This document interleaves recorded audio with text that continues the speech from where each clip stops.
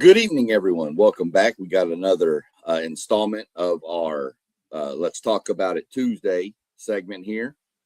Just going to discuss some random topics around the world of sports and kind of open up at the end for a little, freestyle, I guess, if you want to call it that. So without further ado, we're going to introduce our panelists here for the evening. Start off in the bottom right-hand corner down there with the gentleman that put this all together. So if you've got any complaints, direct them at him, please. That's Robert with WTP for Life. What's going on in your world?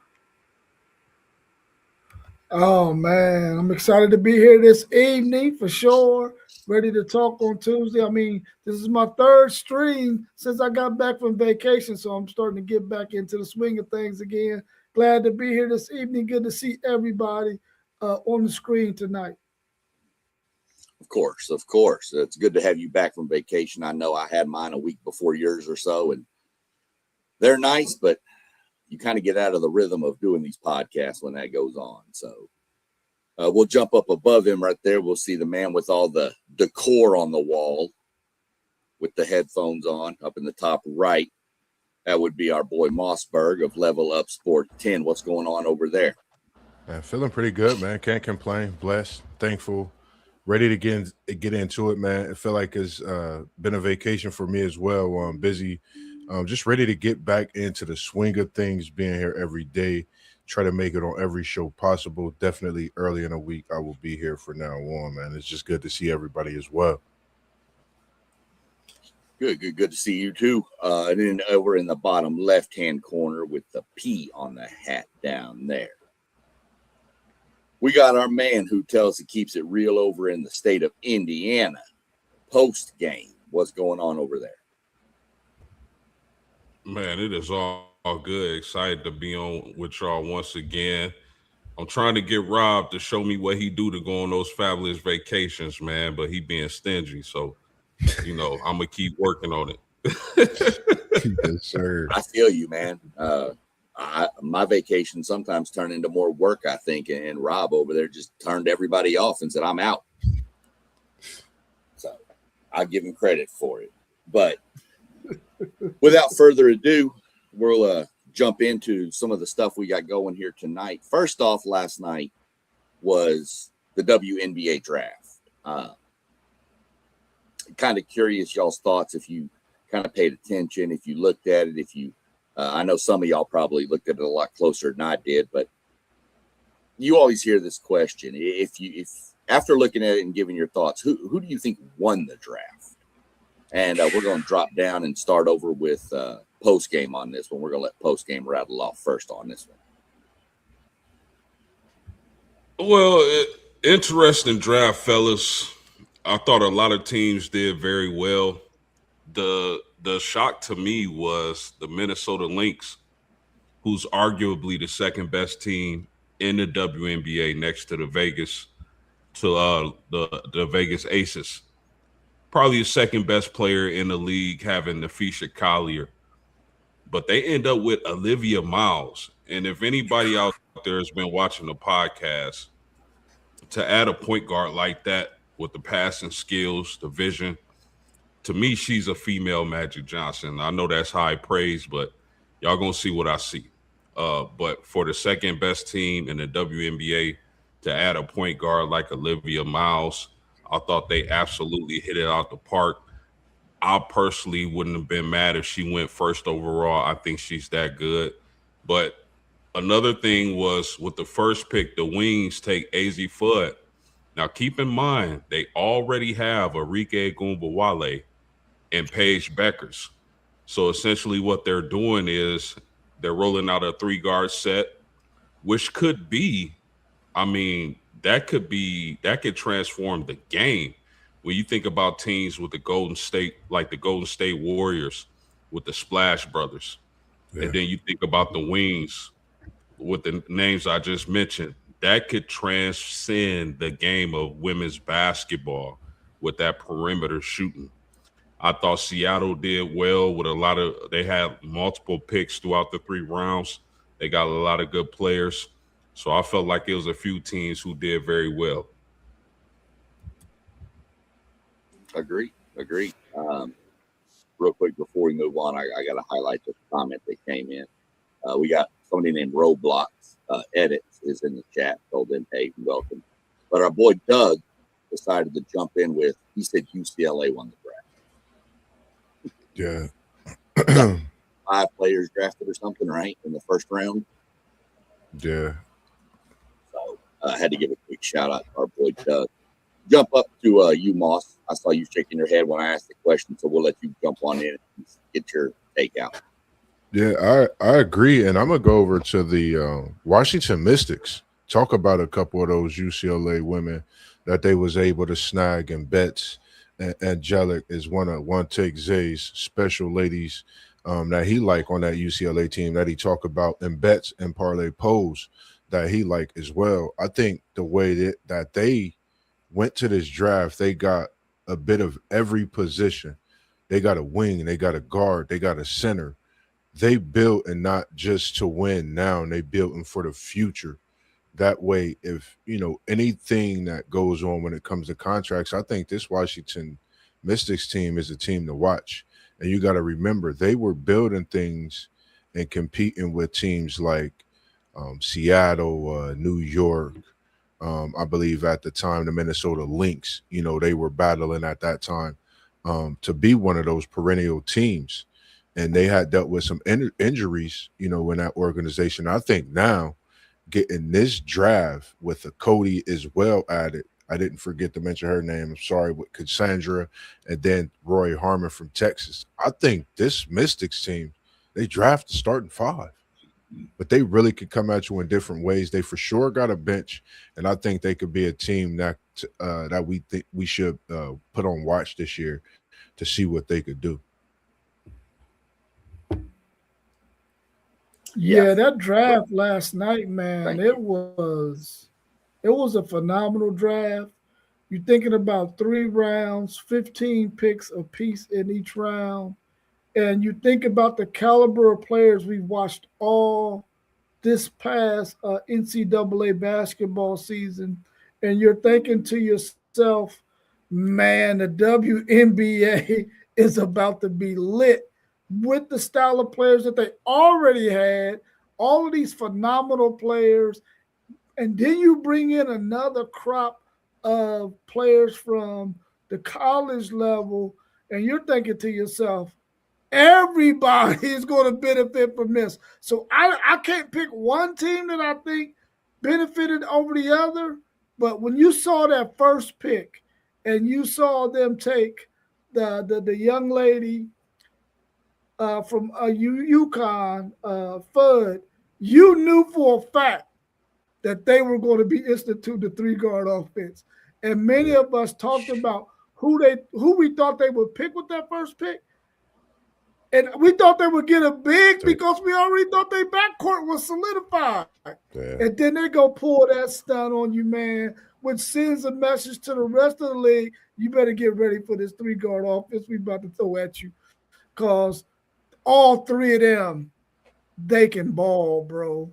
And I think all the teams had an opportunity to do some great drafting, and they all did. So I don't think there's any winners, any losers. I think the WNBA won as a whole. Yeah, I'll agree. Like I said, it's not one of the sports I keep up with closely, but I do kind of keep up with it a little bit. And, of course, all my other favorite teams are in the Dallas-Fort Worth area, so I kind of take the Wings as a team. And, you can't go wrong if you stack a roster with people from UConn. I don't think you're going to build a bad team if you do that. So, they've been coached well, so they know how the grind goes, and we're going to see where it leads. I mean, it'd be good to see that team kind of step it up a little bit. They had a couple years ago, they were pretty good, and then they've just kind of fallen off and fallen flat. So we'll see where they go. Hopefully it'll work out for them, but it's going to be interesting, that's for sure, with that 3-guard rotation like y'all already mentioned. So we'll see. I mean, they're putting the league on notice. You better get out and cover us because we're going to start shooting.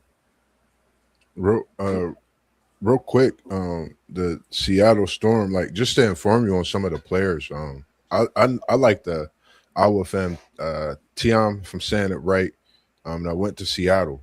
You know, the big. I think when she comes to this WNBA, I think she's coming to change the game. The 6'4" big. You're talking about a versatile that could really do it all.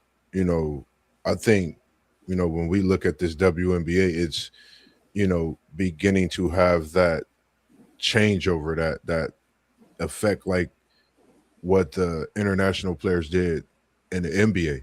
I think we're starting to see that same thing in the WNBA, but it's more like this year. I think it's known, it's put on notice, the quality picks that they went in this WNBA, but the talent is there. So I think when it comes to the WNBA, I think we're in for a great season. If you don't watch it, I'm telling you, this next couple of weeks, you might want to tune in to that opening day, because I think we're going to start to see some rivalry matchups, one-on-one type of matchups, where we see, a mentality in some of these players we haven't seen in the past few years to get that back. And we seen the veterans at the WNBA draft and how they spoke on the talent that we have that's coming in and for the years to come as well.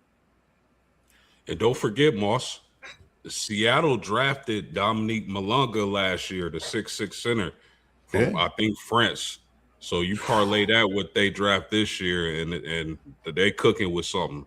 But I was surprised, fellas, that Big Beers from Oklahoma didn't get drafted last night. I know she's not the most athletic big in the WNBA draft, but man, she's physical and she can play in the post.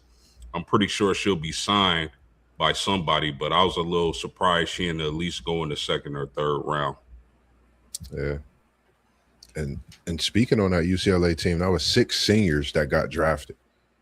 Like, that's crazy for 6 seniors, coming from a national championship team. I think that just goes to show the work that they put in, for those few years, and being right there and actually getting them one. Just shout out to the hard work that they put in as well as all the ladies that got drafted or didn't get drafted, that you still doing what you do as well. Yeah, 100%. I think y'all mentioned it before, but here's a question for somebody that doesn't follow it as close as maybe y'all do. And this may help some viewers out too. Like the NBA has a D League. Does the WNBA have anything like that? Or do these players have to go overseas to be considered like their G League? If that makes sense? Mm-hmm. You can go ahead and take it, Post, if you want. Yeah, the WNBA doesn't have a G League.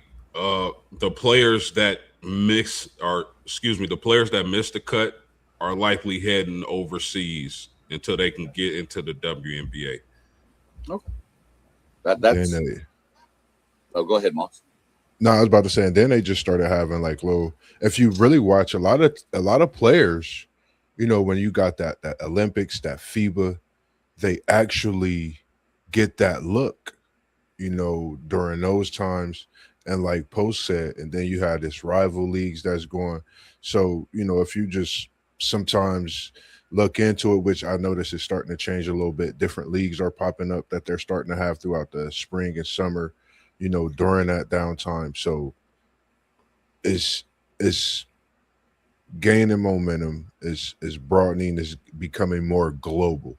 In other words, slowly but surely, it's going to get there. And I just love the way it's going. I think this year's draft, hats off, and I think we're just getting started on what's to come. Yeah, for sure. Like I said, I just, I wasn't for sure if they did. I didn't think they did, but, we wanted to verify everything and get it cleared up. I thought they had to go overseas, so that's good to talk about that. If you're following along on the chat, we're going to jump out of order for a minute because some of the questions I had already typed up, I found out from our dear friend One Take that they were already talked about on Saturday. So I deleted them and threw some in. Real quick, I sent him the link. I thought I sent it to him and then I resent it to him, but he asked for it. So can somebody make sure he's got the link? Because I think he's trying to get in. And I tried to send it to him again. So I got you. I'll send it to him real quick. All right, we're gonna let Robert take this one first, real quick. So we're jumping over. We're talking about WNBA now. Let's go to the NBA. do you like the play-in tournament? Why or why not? I do like the play-in tournament. I mean, it's not like they're trying to put a team that's in the 12th spot into the playoffs. But I like that battle to get into that 8th, 9th seed, trying to get that positioning there. I like it. I feel like it adds another level of competitiveness in the NBA, gives us another thing that the NBA fans can look forward to, especially if your team is right there at that bubble spot of making the playoffs. You want to see them have an opportunity to play a play-in game to get that spot. So I like it. I like the thrill of it, and I hope that they can find some other things, maybe not when it comes to the playoffs, but some other things in the NBA that makes it a lot more interesting. Post game, your thoughts? Yeah, I've never been a fan of the play-in game. Excuse me. I just figure, there's 80. The NBA has an 82 game regular season plus preseason. You got 82 games to get yourself together and vie for that playoff spot if your team is that good. I really feel like they created the play-in specifically for LeBron James. That's just my opinion. I know they've been looking at this Laker roster, especially at the time when they first incorporated the play-in game. They knew the Lakers because, like hate them or love them, LeBron James is a breadwinner for the NBA. People are going to tune in and watch LeBron James, still the biggest star in the league. Whatever your feelings is about him, people going to watch. So I felt like they created that to keep him involved in postseason play. But I'm not a fan of the play-in games. I feel like you got 82 games to do what you need to do, and that should be that. Okay. For me, I like it. I don't know. I like the play-in game.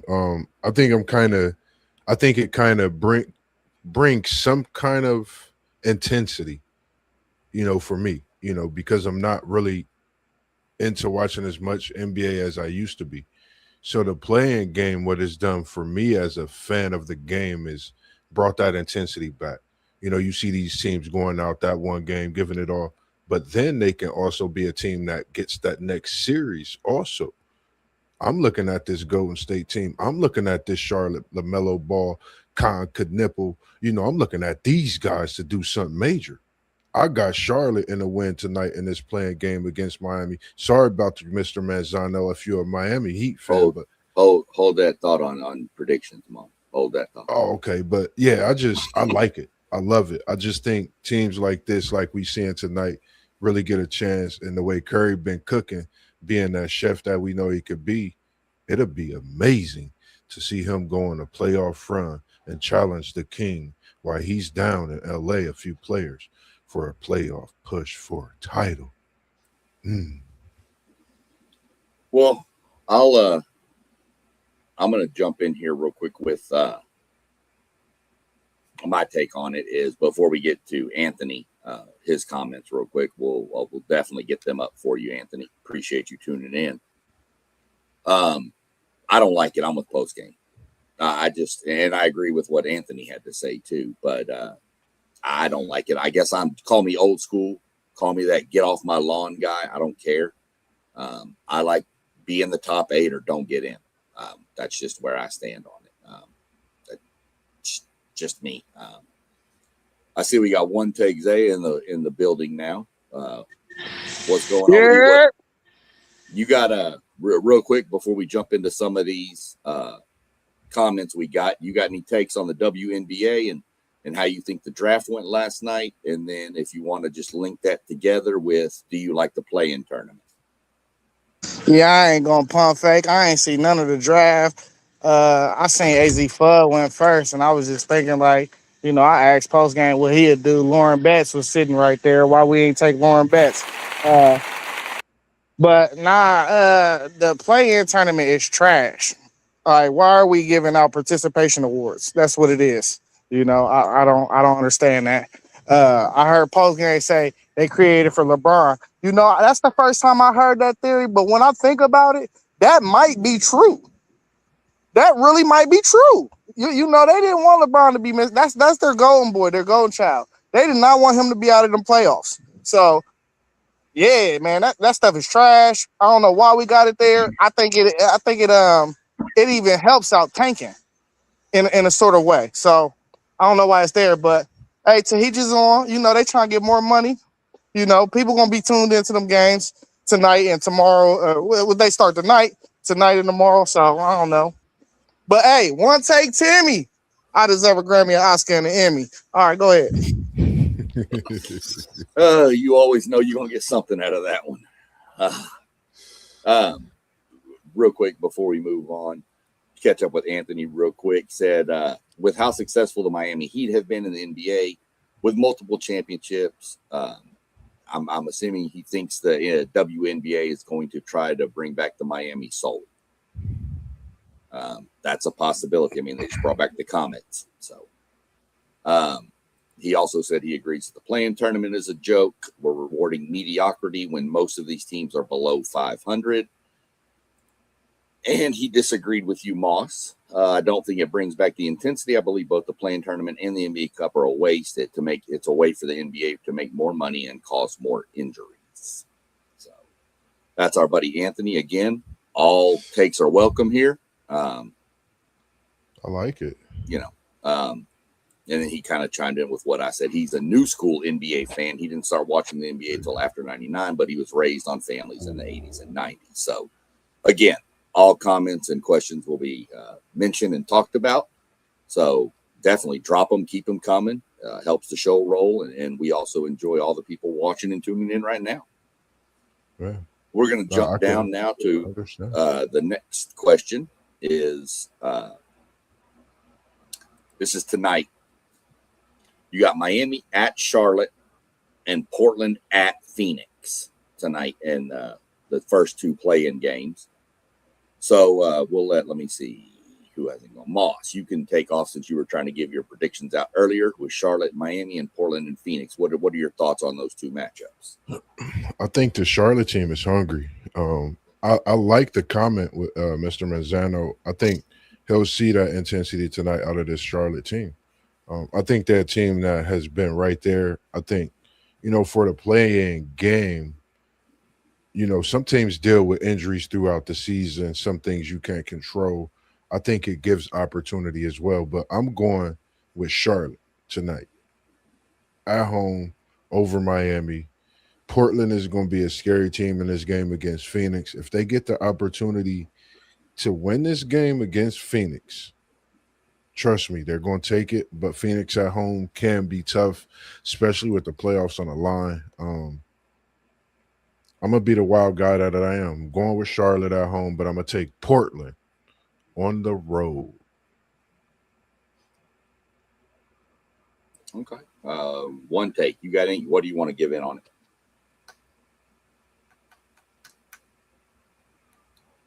No, I guess he doesn't have a take. So we'll slip on over and let's roll over to post game. Yeah, absolutely, man. I'm looking forward to this young hungry Hornets team.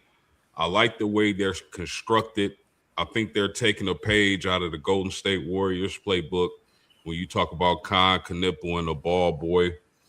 Now, I will admit that team is kind of exciting to watch. Even though I'm not a fan of the play-in games, I do like watching that team and their three-point shooting.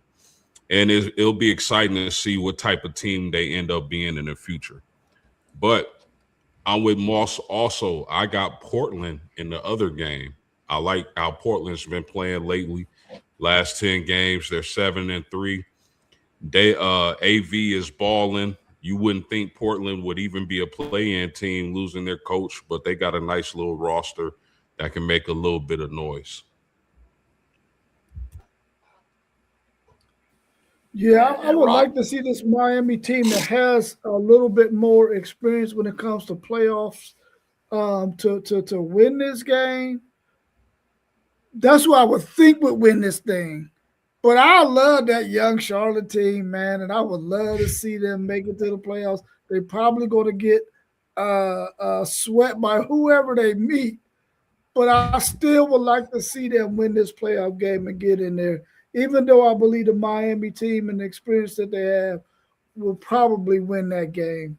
As far as the other game, I think Portland is playing some really good basketball right now.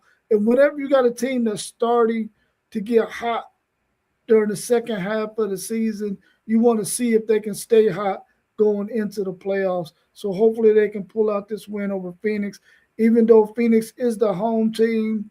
Like my man Anthony said, they might be soft. Yeah, Anthony's got some pretty good takes on it. He's kind of agreed with you with the Miami and the playoff experience. What he said there, he thinks Miami wins in a close game. He says, and it goes to multiple overtimes. And he does also have Portland winning because he says the Suns are soft. Zay, you ready? Still don't know if he's ready. He at work. Yeah. I'm going to go with the take here. I like this young Charlotte team. I get the feel from Charlotte in this kind of scenario that they're almost too young to know they're here, and they just play. I don't want to say they're like too dumb to know they're there, but that just doesn't sound right. But they're there. They're like, we're just playing ball now. Let's just play. I don't know that they're going to let any kind of nerves or it's a play-in and all. I don't think that's going to affect them. I think they're just going to play and have fun. I'm going to take Charlotte in this one. Portland, Phoenix. This game can hinge a lot on what Devin Booker do you get. I've seen Phoenix be extremely tough when he's on, and I've seen Phoenix get blistered when he's not. So that's what we're going to go with. I'm not a Suns fan, so I'm going to hope Portland wins this. Never have been a Phoenix Suns fan. So I'm going to go with Portland in this one. And that'll shift us over. That'll get us through tonight, and then we'll shift over to tomorrow, where you have one person on the screen's team playing. They're going to be hosting the Orlando Magic, that being the Philadelphia 76ers. And then following that, you've got the West Coast showdown, which is kind of weird to see both of these teams in the play-in, the Warriors and the Clippers. It's been a while since we've seen these two both at the same time down that lower. So, Rob, I'm going to let you go last because your team is involved in this. I know you're a Sixers guy. So, Moss or post-game, whichever one of y'all's got your hot take. We'll let post-game go first. Moss, you went first last time. So, post-game, you got this one. Yeah, fellas. I like the Orlando Magic. I just think they've been coming along lately. My man Ben Churro is a force to be reckoned with. If anybody out there doesn't know his game, I've said it before. Reminds me a little bit of Carmelo Anthony, big physical guy who can rebound and score the ball.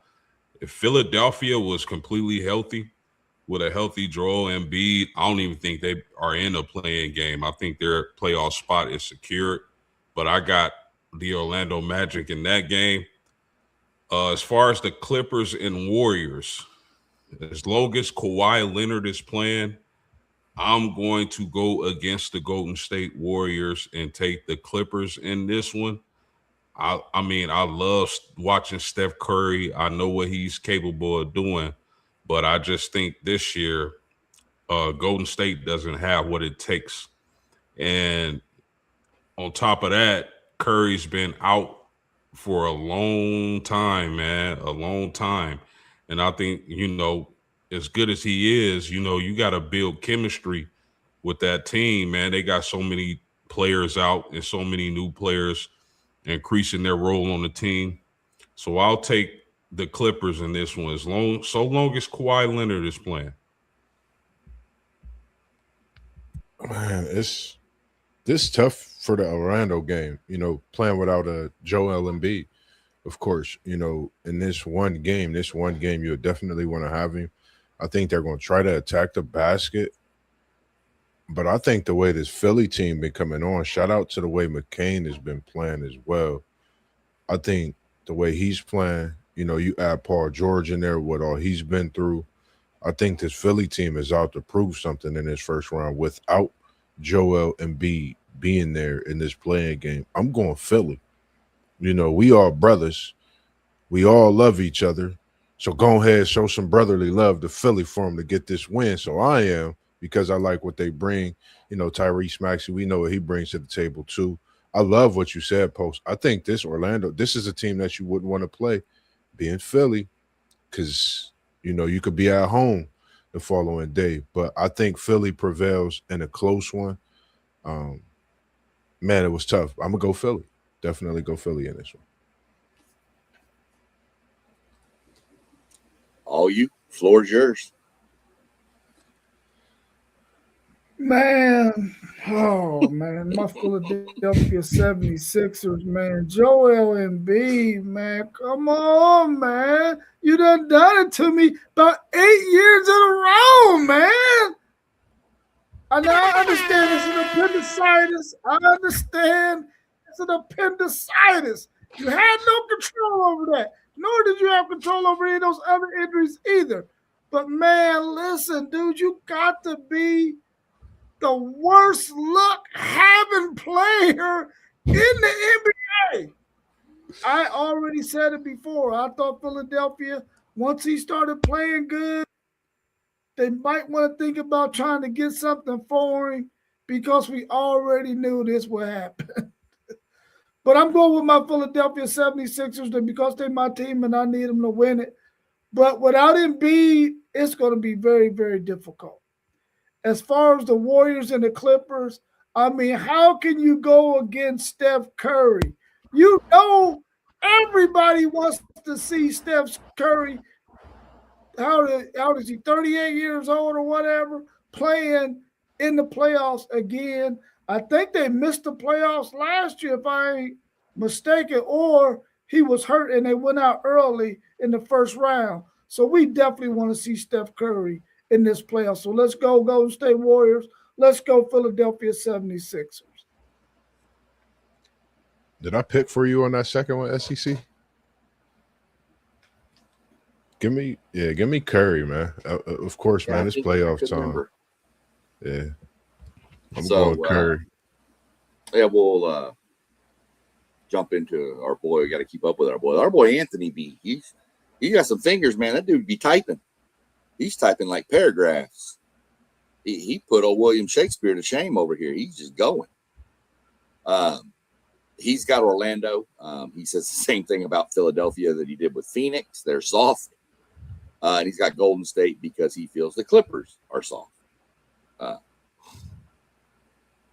And then he has another comment here. Philadelphia, if they've blown, even though they're at home, they've been known to blow home playoff games over the past few years.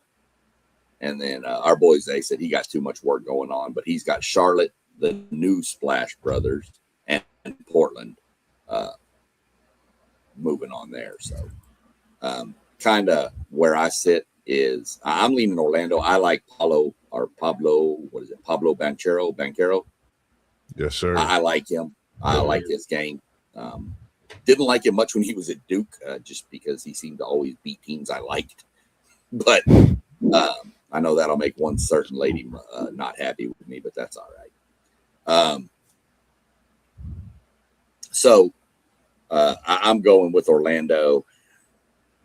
And I'm going to agree. I know it's odd for me in postgame to agree. Sarcasm for those. Go watch some old shows. I'm going with the Clippers. I've had enough of Steph Curry in the playoffs. It's time for him to go on. Let's get some. I like Kawhi to lead the Clippers to victory in that game. So now we're going to scroll back up to the top, and this is where y'all will be able to follow along. That closes out our WNBA and NBA discussion. So now jump in. This has been full effect. We've had some players sign. Looking at the transfer portal, any of your teams signed anybody? that of note? Is there somebody you're keeping an eye on for your team? Just kind of go around your teams. I know y'all got a pretty big sign over there at BYU.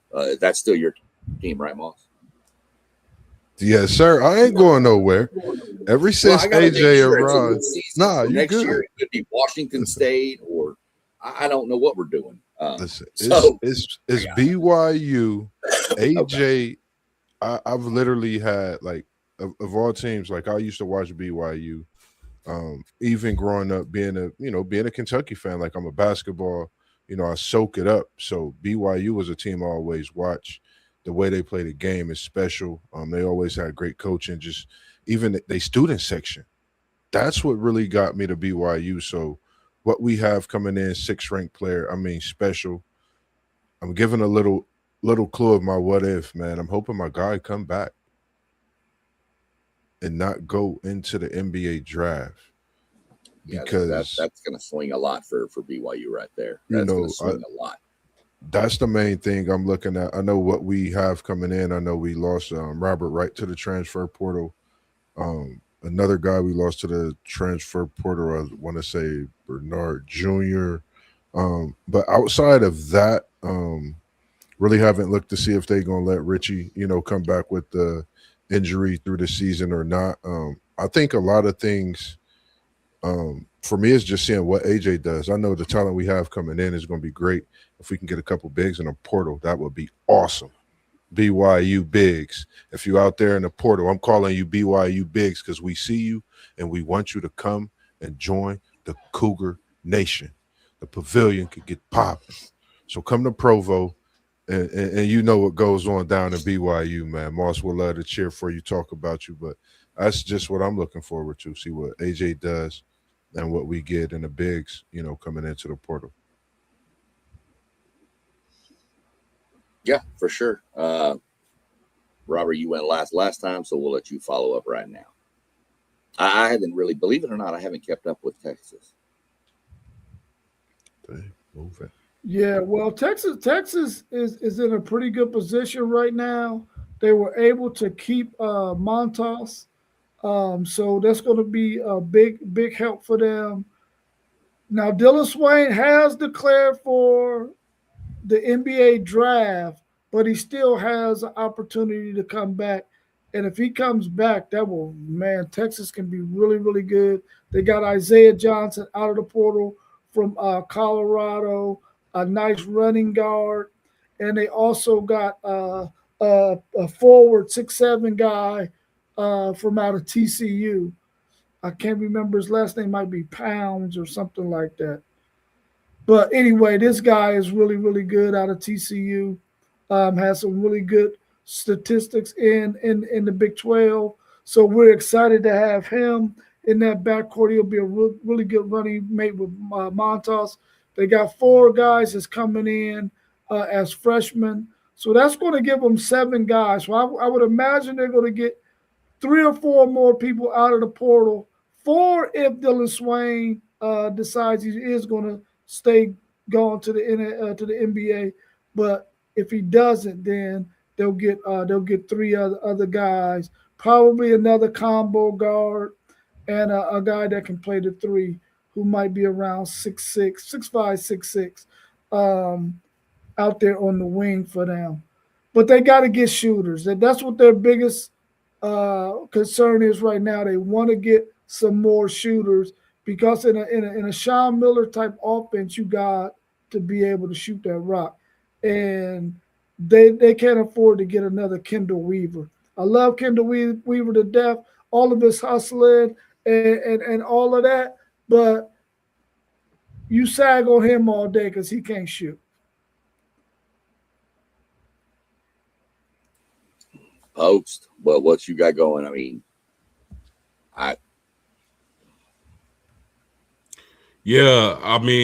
The team that's been on fire for me has been the Indiana Hoosiers.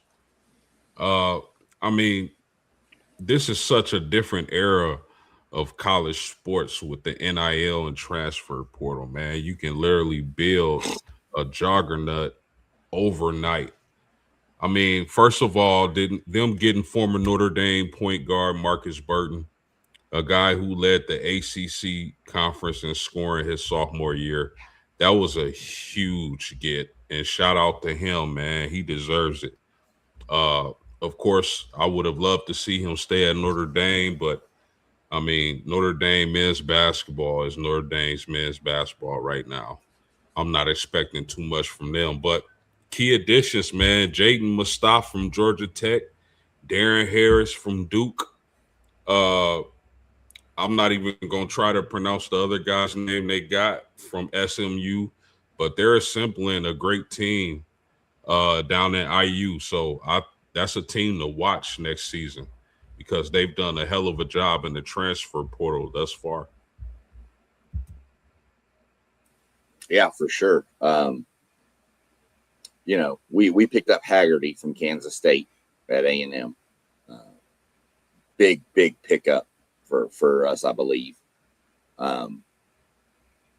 We got some word that Clements was going to come back. Vincent is going to come back. And we've got our names in the hat for a few other players to go get to. I think you're going to see a lot of the rosters get kind of filled out over this next few days. Got to look and see. I'm not exactly sure when this portal ends, but I would assume it's got to be in the next week or so. So really was happy about Haggerty. I'm still curious where that kid from, what was it, Santa Clara, or was it St. Mary's? One of the two. That kid that was the leading scorer and rebounder out there. I can't even pronounce the kid's name. But I'm real curious to see where he goes.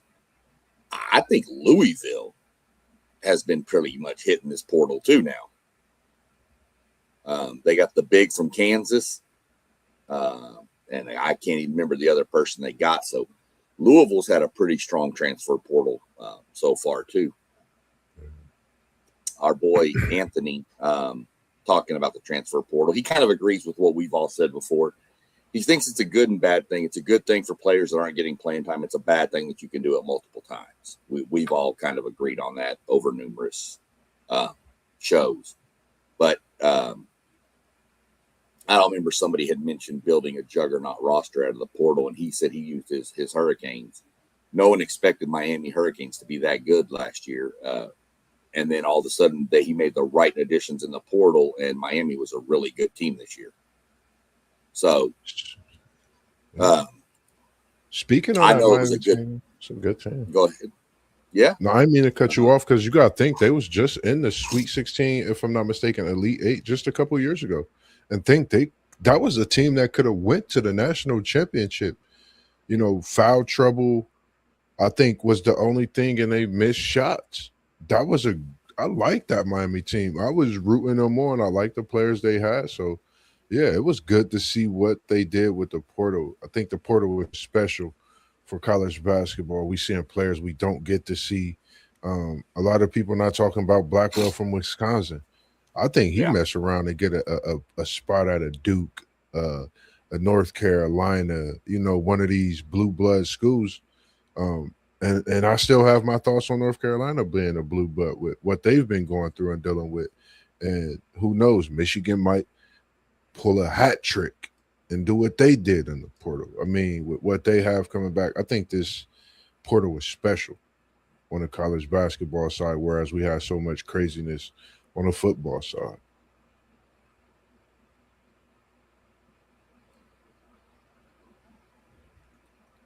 One of the starting guards from Villanova transferred into Miami. Lewis. I know I saw it pop up, but I'm not real familiar with his game. But from what I read on the pickup, it's a pretty good pickup for Miami.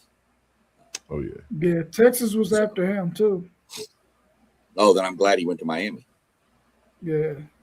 Good kid. Smart kid. Yeah. That'll move us off from there.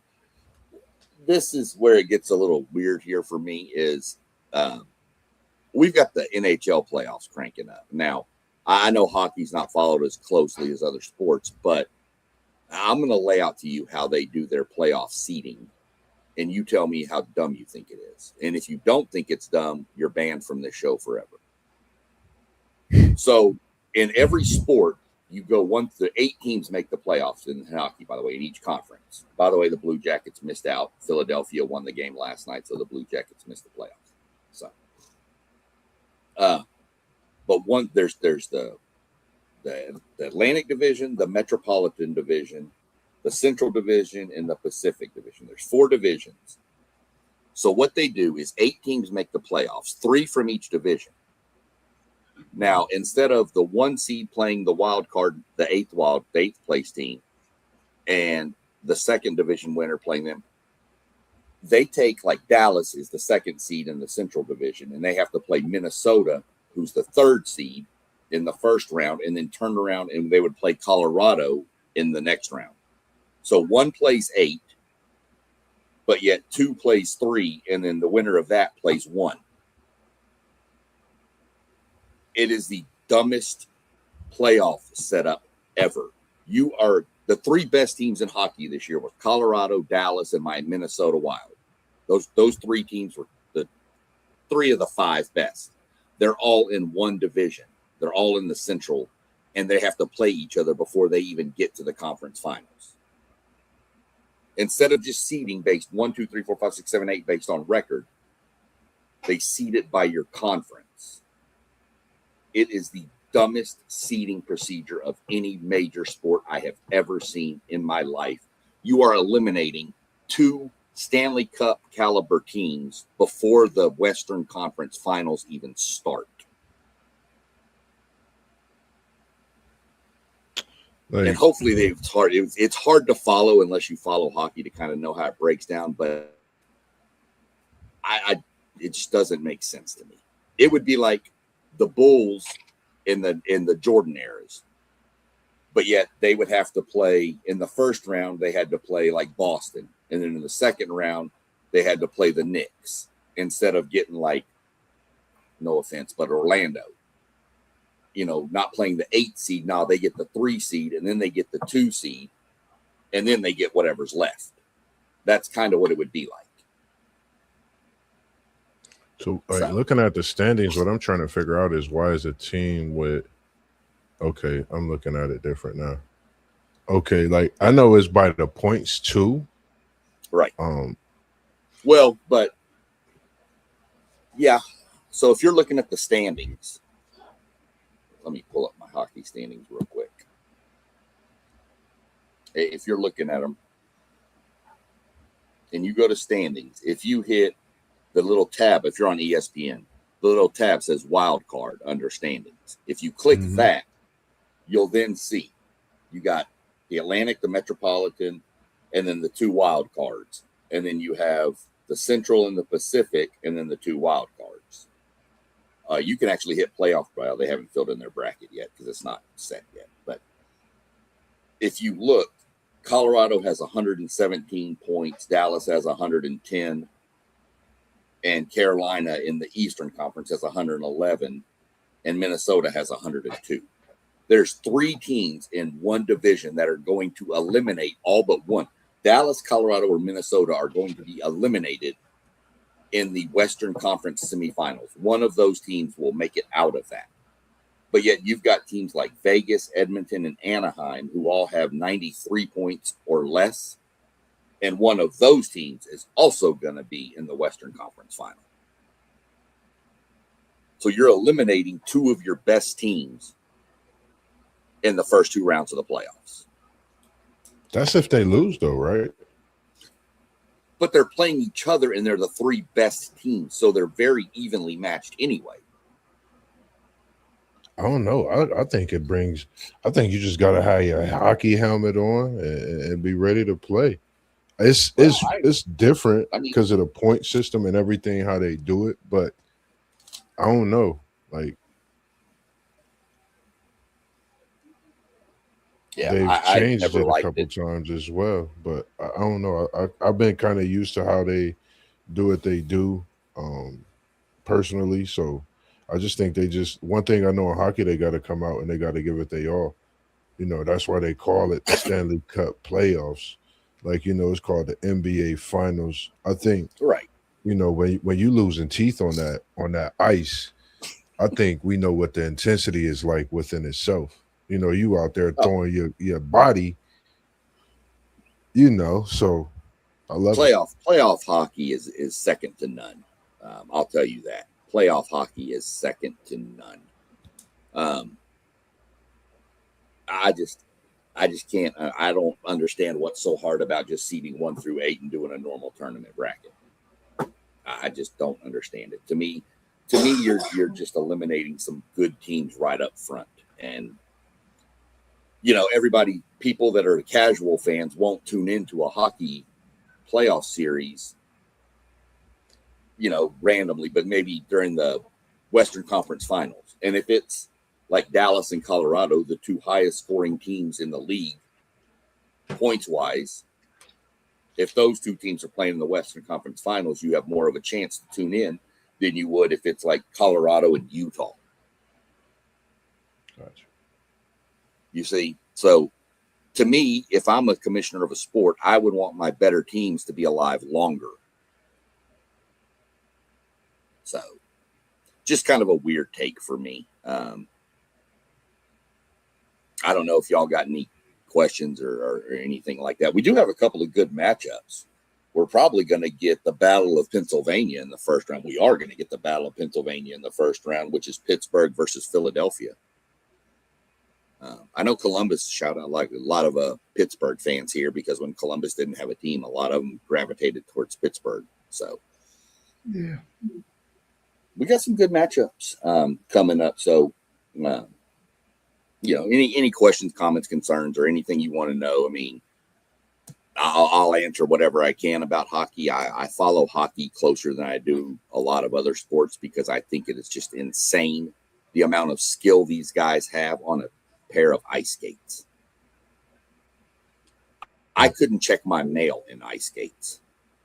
And these guys are out there running into each other, hitting each other. You never watched a hockey game? Watch playoff hockey. They fight. The refs let them fight until somebody hits the ground, and then they break it up. I love hockey. Hockey is just insane to me. I like that you mentioned the Pittsburgh Penguins. I'm going Pittsburgh Penguins because I'm a Sidney Crosby fan. And when you mention the Pittsburgh Penguins, it's no way, you know, you can't think about Sidney. I think that's like, you know, watching, you know, at one point it was MJ on ice. I still think it's like watching him as he's ending his career. You know, respect to MJ. If you go watch Sidney Crosby over his career, you know, the rivalry that him and Alex Ovechkin, you know, had with each other and what they do respectively on that ice with the puck, with the stick, you name it, man. So I'm going Pittsburgh Penguins, just what you mentioned in that game myself. Yeah, I mean, Pittsburgh's a hot team. I can tell you right now, my Western Conference final is probably going to be Dallas versus Vegas. And then in the East, I'm going to have a little crazy one. I think it's going to be Carolina and Buffalo. By the way, this will be the first time in 3 years we have a new Stanley Cup winner, because the Florida Panthers didn't even make the playoffs. Yeah. So the back-to-back defending champions are not in there. So I just wanted to kind of get that out there. I mean, like I said, I know it's not something that's watched or followed real close, but I just thought it was just a weird playoff scenario system. So I don't want to waste too much time on it. Like I said, another one, we're kind of a couple weeks into it. I don't know, we've never really touched on this yet, but if you've got a favorite baseball team, have you kept up with them at all? And if so, how do you think they're doing right now? And you have any hope for them? And I see you shaking your head with that little face down there. So I'm going to let you go first. I think I know who your favorite baseball team is, and I am happy right now if it's who I think it is. Man, my Houston Astros, There they we came go. out looking like they were going to be decent. I had no hope for them this year now. Don't get me wrong. I didn't think they were going to be any good. But, man, they came out, and I was like, oh, wow. They was like maybe 5-2 or something like that. Yeah. Here lately, I think they've lost maybe 9 straight games. They've been getting their butts kicked. And I'm what is it? Hold on. It's not that bad. Let me interrupt you. It's only 8 games in a row. 8 games in a row. Well, I knew I was close. Man, that team is, but it ain't even close. It's been like 9-1, 10-1, 7-2. They've been getting smoked. So, I've been keeping up with my Astros, but man, they are horrible right now. I don't even know if we have any bright spots. Yordan Alvarez hit his first home run a couple of games ago. He might have 2 by now, but they're just really not any good, man. And when you don't have pitching, and they got rid of some guys that they probably should have signed to some contracts, but they didn't do that. And when you got a small market like the Houston Astros, man, you're not going to be able to retain players that you need to win championships. They got lucky the couple of times that they were able to do it, but my Astros ain't looking good right now. It's not a small market, though. That's like the 5th biggest television market in the U.S. Yeah, but that their team isn't. It's well, yeah, ownership. I'll say small in comparison to L.A. and New York. Okay. Yeah, it does rank behind Dallas-Fort Worth too, but that's Dallas-Fort Worth combined. So, but I just think it's the owner just doesn't want to. They just don't want to pay. And I'll be honest with the Astros, they've made some terrible trades at deadlines trying to make a run, and then it's turned around and bit them. Yep. So, sorry, somebody came in my door. I didn't know who it was. Thought I was going to have to go stab somebody. It was just my son-in-law. Probably should have stabbed him anyway. Man, Post both Yankee fans, so I'm gonna let you. Are you really? Yeah. Everybody's got like my hated rival in baseball here. Yeah, them bats, man. Them new improved bats. But I'm gonna let Post have this one about our Bronx Bombers. Okay. Let's go with it.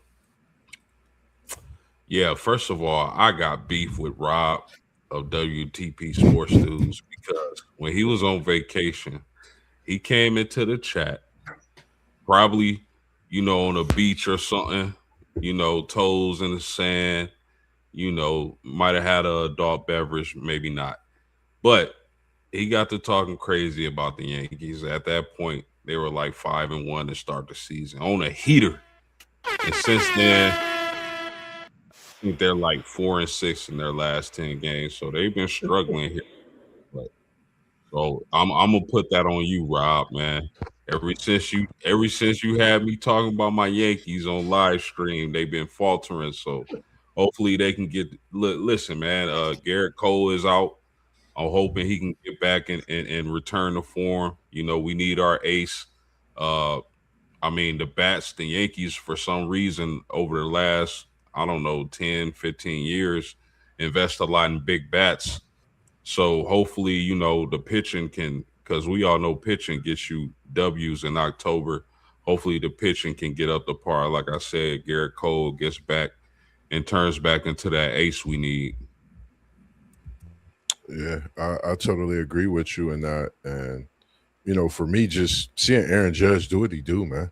We know his bat going to swing. I think if our, pitching come in healthy, and we know as a Yankee fan, when our pitching is doing what it do, you never know what the Yankees will do.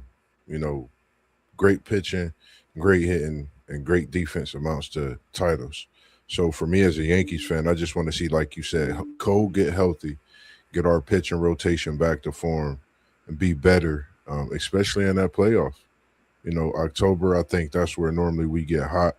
I think we've lost a little of that steam at that time, but I think with this team and this build, I think we can get that back. And Judge is, like I said, man, he's just one to none, just a special talent.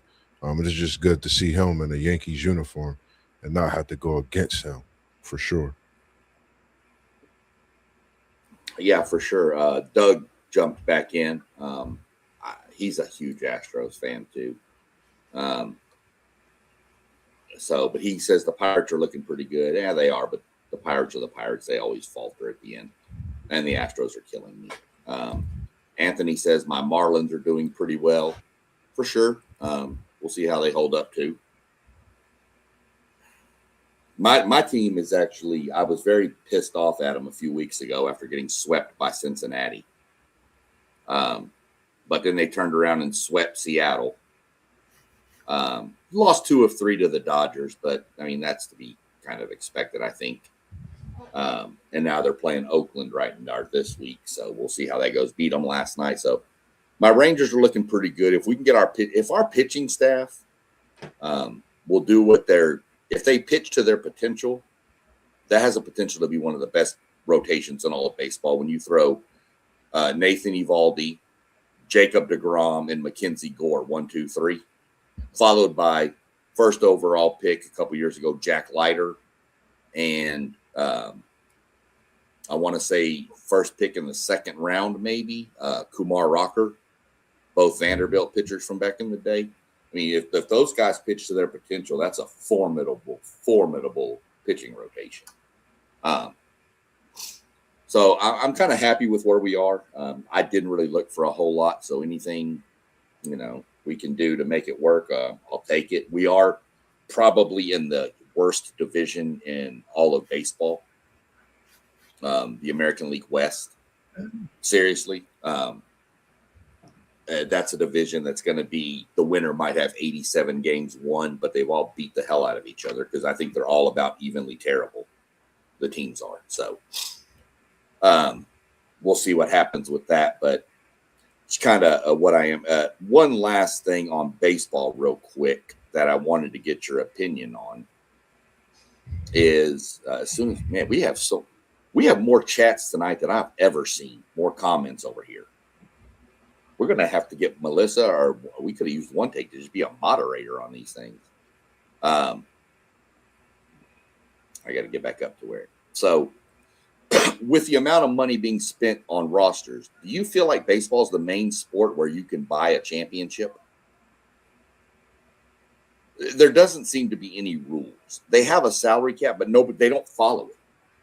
The Lakers are just paying people billions upon billions of dollars to come play, and they're structuring this contract so ways that it doesn't really affect cap numbers. But if you add up their rosters, the Yankees are notorious for overspending too. My Rangers did it once, and it got us a World Series, and then it bit us because now we're broke. But do you think baseball is a sport where you can manipulate the salary cap, so to speak, and just pay for a championship? Man, most definitely. We see it the last, couple of years with these daggone Dodgers, man. It's right there, man. I think a couple of years ago, they lost to the Astros, and I think before that year, they lost to somebody else. But I think maybe the last 4 or 5 years, they made it to the World Series. With that freaking roster that they got, all that money they got, man, yeah, you definitely can. It just hasn't worked out for the Yankees. He had to sneak that in there, man. We gonna leave Uncle alone, man. He always teasing our Yanks, but it's crazy seeing the Mets and the Dodgers having this crazy contract, and the 350 millions, 320 millions for another, and that's like, for us, we sit back and we like, wow, you have that much to build a roster for a year. So I'm in agreement, man, totally. I think it's the one sport so where you pretty much could do that. I actually want to go see more baseball myself, learn a little more about it outside of when I played when I was younger. I notice it's a sport that if you could swing a bat, if you could pitch a ball, if you could catch a ball, if you could steal a base, you could get paid in them good graces. So, for me, I suggest it's something that people look into as an athlete. There's nothing wrong with playing baseball. It's a great sport if you ask me. As it sits here to have us talking about what we're talking about. But yeah, I totally agree. You could buy a roster and definitely win for sure. Listen, Rob is correct.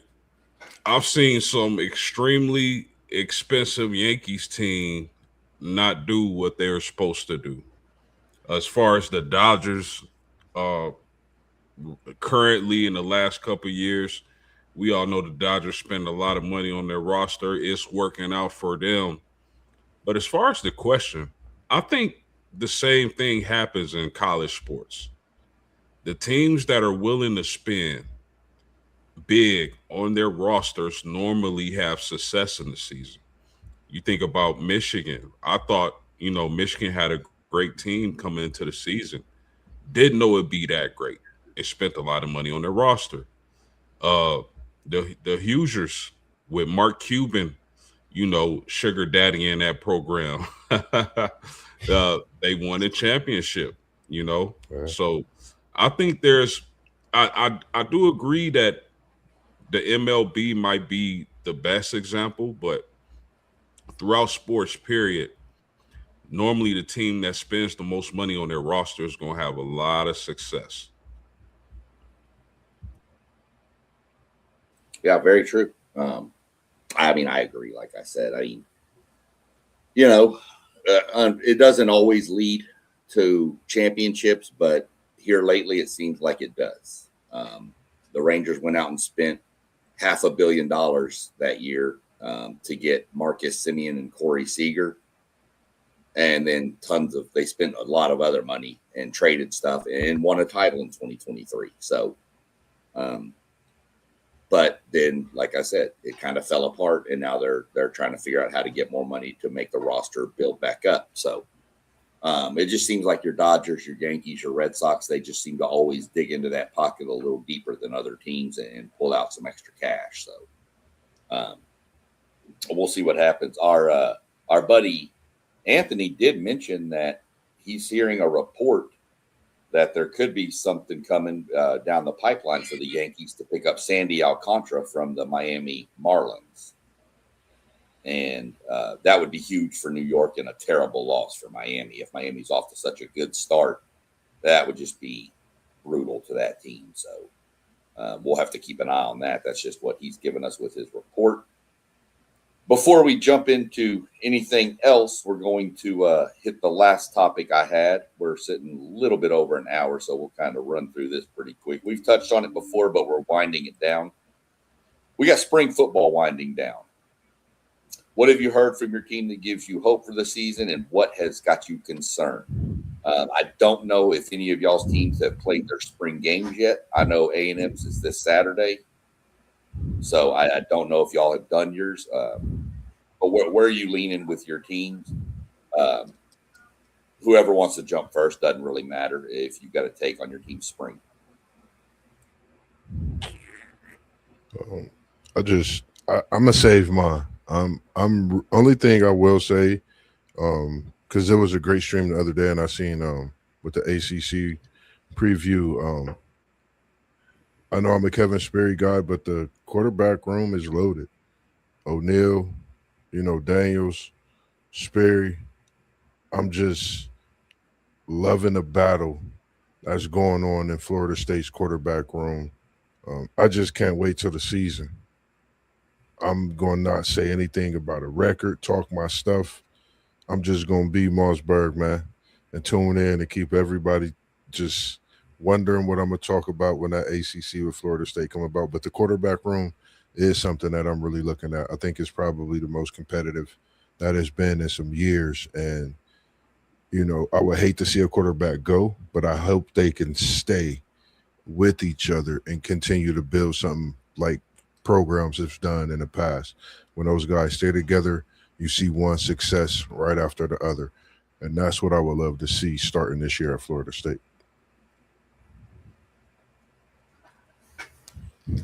Yeah, as far as Texas is concerned, man, their spring game is this Saturday. And the great thing about this Texas team that I'm starting to notice is the fact that they have the luxury of allowing certain position groups to allow some of these younger players to get a lot of reps because they already got proven players in those positions. Like, for instance, quarterback. Of course, Arch Manning isn't doing a whole lot, but this is giving KJ Lacey and Dia Bell an opportunity to get a whole lot more reps than what they would get had Arch Manning really be out there practicing. We already know what we got with Arch Manning. We don't necessarily need him to be taking these reps away from these younger players during the spring. At left tackle, the same case. Trevor Goolsby, we know what we got right there. He's probably going to be a top 15 pick in the following draft in 2027. So we can allow another younger player to go and get some action there. Along with on the defensive side of the ball, we got some younger players that we can allow to get some reps on the defensive line because we already know what we got at a lot of those positions. And we brought in a lot of guys in the transfer portal that has a lot of experience, which, like I said earlier, allows Texas to be in a really good position to get a lot of guys some reps that are young. Because you're gonna, if you're planning on winning a national title, like I think Texas is, you got to be able to have players who can help you play that gauntlet of those 15, 16, 17 games if it goes that way. And so I like what I see so far from Texas and what they've been able to do with their really, really talented players, being able to get them a time to get their bodies together while some of these younger guys can get some reps. Yeah, I mean, it's hard to get it. Like I'm always excited as a college football fan and a guy who covers Notre Dame. But it's hard to get excited because it's like, all my life I've been, used to mediocrity when it comes to Notre Dame. Then here comes Marcus Freeman, and we playing in the national championship game. So it's hard, like, to get excited because it's like, all the reports are good. There's nothing bad being said. You feel me? So, uh, I mean, the key thing about this Notre Dame team, as far as the spring goes, is the depth of talent they have, especially on the defensive line, getting Charlie Partridge, a guy who developed J.J. Watt. So I think he's going to be huge for that defensive line and their growth and their ability to get after the passer. It's like, on paper, it's like, how do you pass against Notre Dame with the DBs they have, defensive linemen, some of the more underrated linebackers in the nation? So I'm a temper my expectations. I'm excited. I like what I've been hearing. I like what I've been seeing. Of course, everybody want to talk about the Ohio State receivers coming over. CJ Carr. The thing is, we've seen before where a guy has a good freshman year and then he either regresses or doesn't live up to expectation his sophomore season. They call it the sophomore slump, right? So that's something I'm going to be looking out for. But other than that, man, if all things go well, relative health, I'm looking forward to what they'll be able to accomplish. Shout out to my man Anthony Mazzano. I'm just joking with you, my man. I'm happy to have you on the channel. You bring some really good insights. If you missed it, Rob, Anthony posted a comment and said, "Do we have a Hurricane fan as part of our network?" I was just going to be nice and be like, "Not that I know of." And then post game decided to go to a whole different level and tell him, "We're not looking for one." And I'm dying laughing. I see post game laughing because he knows what I just read.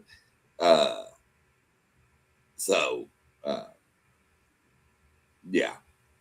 Moss, your boy Doug chimed in with your Longhorns and said that the three freshman linebackers have been showing out.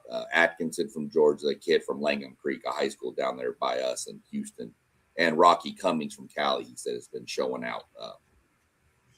And Moss, your boy Anthony here, this is why you probably don't like him. He said, can you trust Norvell not to screw it up?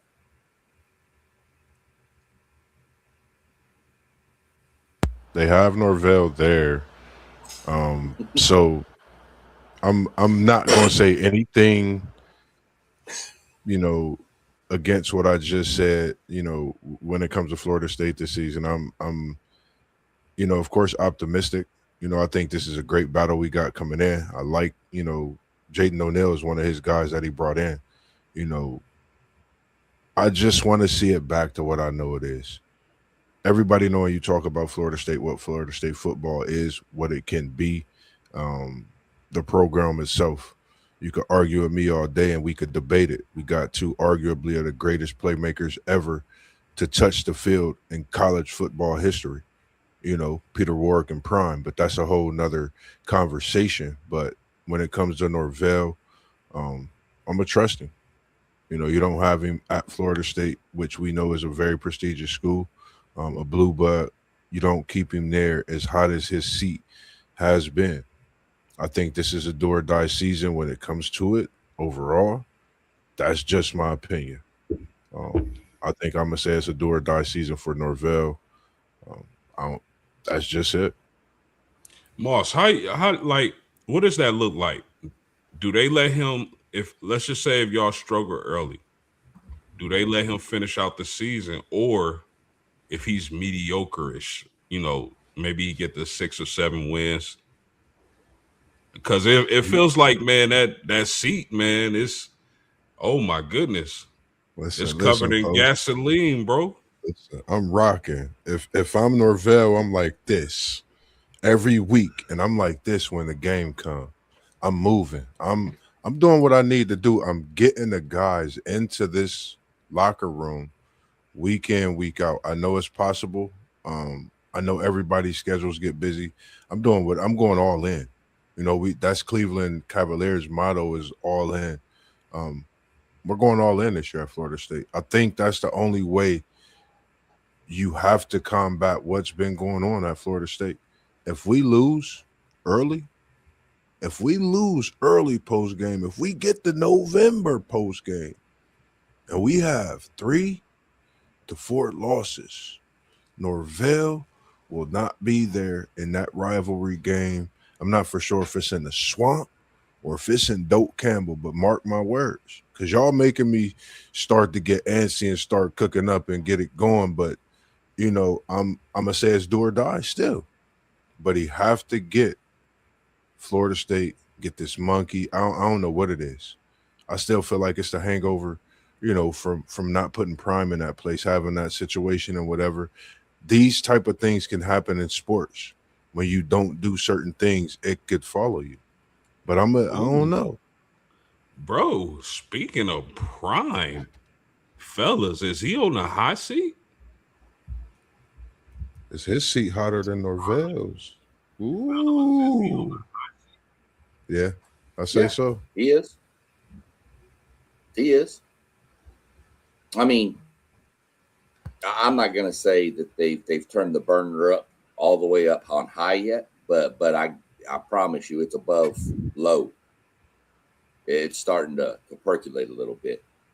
So I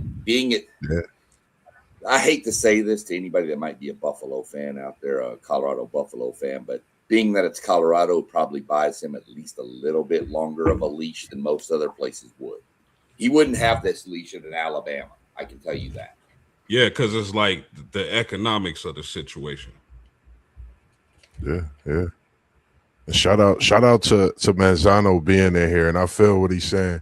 When Florida State, man, we show love to everybody, man.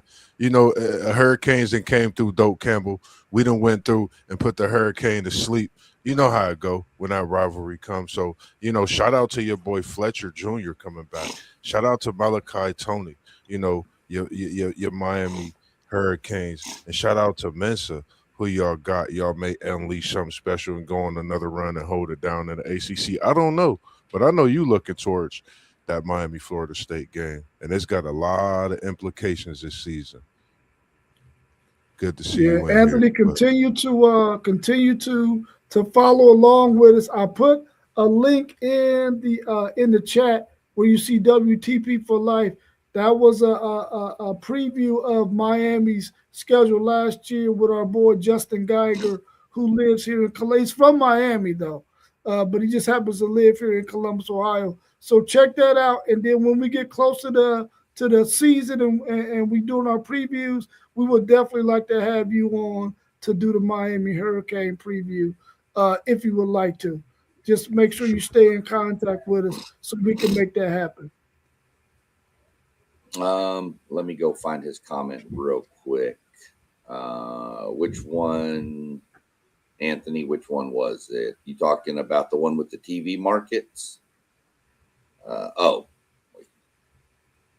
You talking about the one about the TV markets? Is that the one you're asking about, Anthony?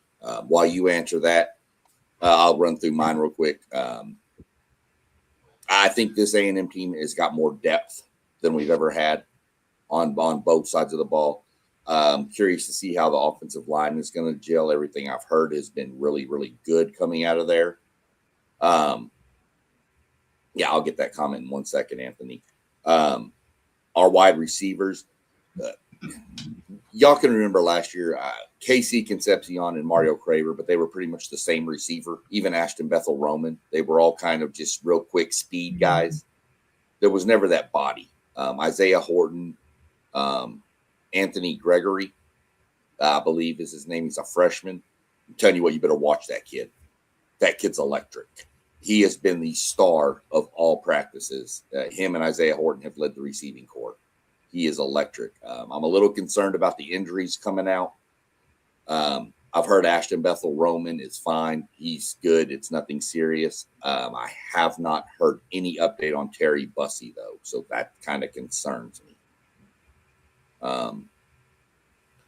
We'll see. I trust Elko on defense, like I've said before, but I'm telling you that Anthony Gregory guy or Aaron Gregory, whatever, I may have got his name wrong, but I'm telling you, I'll watch that kid. He's electric. He's not only is he like a 6'3", 6'4" receiver, but he's blazing fast.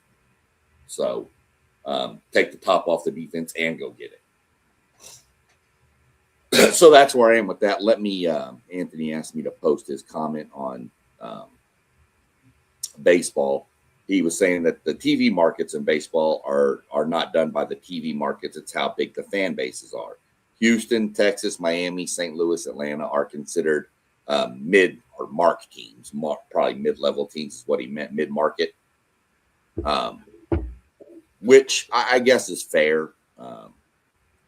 It's obviously a little harder to say when you're in that city. It looks like that's so many fans of St. Louis. If you go to a St. Louis, there's jerseys everywhere on the street, even if there's not a game that day. So I guess it's a little more apt like that when you walk through a city. But other than that, love the comments and the going back and forth with Anthony. Thought that was great. Doug popping in. We had some other guys pop in during out. Didn't really say a whole lot, just kind of mentioned they were there. So didn't really worry about highlighting that. So before we get out of here, has anybody got anything going?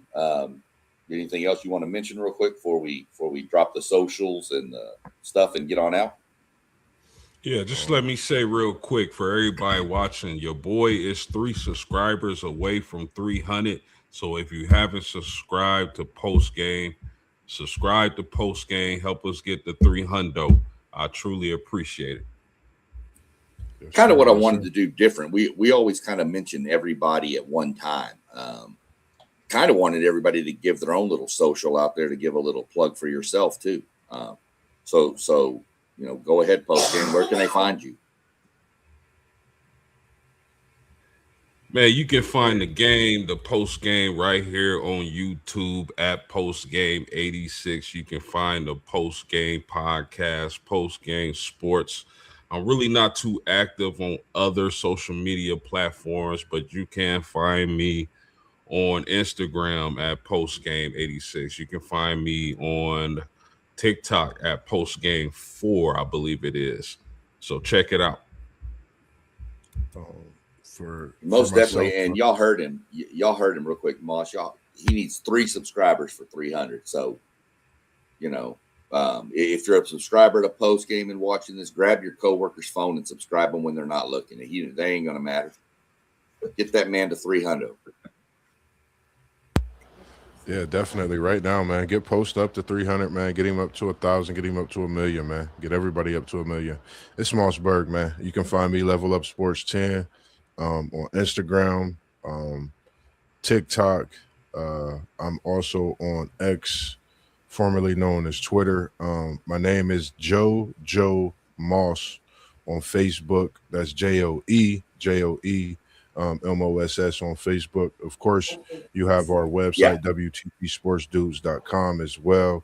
Doug, if you're tuning in, man, I appreciate you. I'm getting that edit finished up as I sent you the finishing touches. I'm going to add some little glizzes on there of my own pleasures with the name and things, and I'll be dropping that tonight, if not tomorrow morning.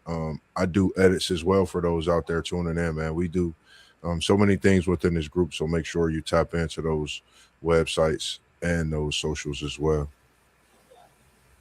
Well, you should be at 298 now post game, because I think my wife just subscribed to you. So let's get them up. She's here to help the team. Go ahead, Rob. You're up, and you can hit yours, and then if you want to also plug the website. All right, cool. Let me give a shout out to my man, Linnell Walton Jr. He has made or qualified for the National Golden Gloves from here out of Columbus, Ohio. Even though he's training in Cincinnati right now, he's from Columbus, Ohio. One of our homies from the neighborhood, his son, his junior. Shout out to him. Go out there and be great on that boxing scene. Linnell Walton Jr. Congratulations on making it to the Nationals in boxing Golden Gloves. I don't mean to cut you off, my brother. You know what weight class he campaigns at? 154. 154. Real quick as well, man. I'm glad you mentioned that. I was just speaking to his mom this morning, trying to tap into that special conversation with Mossberg. Miss Lee, if you're watching, we got to have Mr. Walton. We got to have you on the show. We want to have that conversation, man, to get a people a glimpse into, himself, you. As a mom, we applaud everything you do. I just appreciate you for returning the messages when I do reach out to you, as well as everyone else as well. Just had to get that in there with you mentioning that. Yeah, you haven't already subscribed yet to WTP Sports Dudes. You can find us on YouTube at WTP for Life. Make sure you check us out. Continue to subscribe to our channel. Make sure that when you get an opportunity to, if you ever are watching from WTP Sports Dudes on YouTube, you can also do super chats. We will greatly appreciate that as well. And make sure you go on to WTPSportsDudes.com and check out our website. If you got any questions you want to ask or you want us to post on the website, we will do that. And also send us your comments and response to some of the questions we already have on there. For sure. You got we'll go through. We got some other channels scrolling across the bottom. Y'all can go check out when you get a chance to. City League TV on Facebook. One Take Zay is on there. I'm SEC Sean. I'm kind of the weird sport guy. I kind of follow a lot of the stuff that's not really mainstream, your NASCAR, hockey, stuff like that. But you can find me here on YouTube, obviously, at SEC Sean, TikTok, SEC Sean, Instagram, SEC Sean. WTP Sports Dudes also does have a Patreon page that all these are uploaded to. These videos are uploaded there too. It's also linked up to Spotify. You can search WTP Sports Dudes 2026 under podcasts and listen to it if you're driving around. I also have my Patreon page under SEC Sean. That is mostly it's all NASCAR talk on there right now. That's kind of what I'm focusing in on that avenue.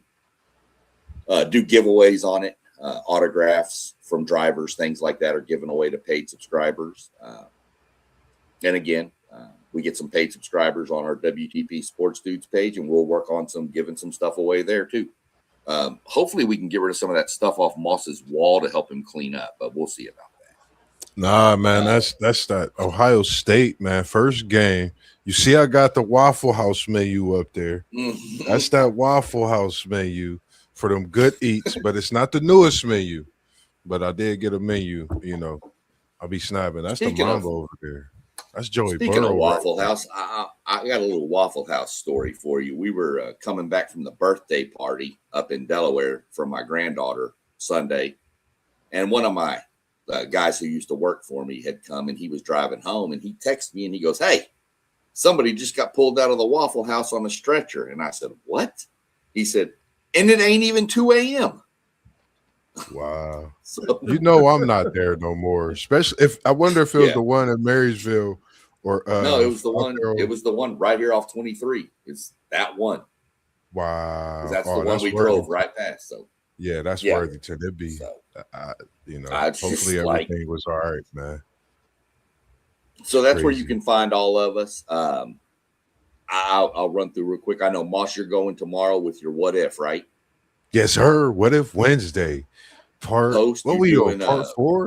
Part four I tomorrow? think so. Yes, sir. Post, you're going on Thursday with we gonna do respect it or check it, or are you doing a mock? Yeah, I haven't. I'm not 100% sure as of right now because I kind of want to do a final mock where we all can be there. You know, it just makes it better. I know, some people work or whatever the case may be. So I'm gonna see. I haven't decided yet. I know one Either thing way. Jed does want you to do the mock on Saturday morning. If you get in contact with him, he's gonna reach out to you too. If you want to do it on Saturday morning. Yeah, that would be perfect because it gives us a chance for us all to be there and participate in a mock, which would make for a better mock draft. I know it's gonna be tough for me because I'll be cooking again. I know I'll be cooking PTO the whole month of May. Yep, PTO, the whole month of May with PTO, KT's bro. to eat, man. So was that a cough? Yeah. Was that a cough I heard, Moss? Is it? Nah, shout out to KT's Good Eats, man. The birds, man, keeping me employed. Through this time of me really figuring some things out. Really, locked in on what we do, man. I really, have dreams about us doing something that we, don't see right now. I really, have so many things to where it's just constantly in my brain. And I think, chances, I know they say chances make champions. You got, there's rewards and risk. It's just a lot of different things that I've heard and know has been, wisdom. So, I'm that guy. I'm willing to sacrifice, for the better when it comes to something that I love doing. And I love what we do. So you definitely going to see a lot more conversations coming from Mossberg. I apologize if I get in anybody's way at a time, but you may see a conversation pop up at noon. You may see one pop up at 4. I'll definitely let everybody know, but I think right now is a time for us, myself personally, to put everything that I've been doing to work, and behind the scenes. So that's what I'm trying to do and bring that to the people for sure. Yeah, for sure. And then, so that's going to be Thursday. And obviously you heard Saturday will be going on. What time are we going Saturday? Is it 9, 9:45, 10? What are we doing? Yeah. 10. Okay. 10 a.m. on Saturday. Friday, I don't think we have anything lined up yet. I know I'll be going live Saturday evening after qualifying and everything goes to do my previews for the race weekend. And then Sunday, we're back on it. Is Sunday still 10 or is it 9 now? It's 9.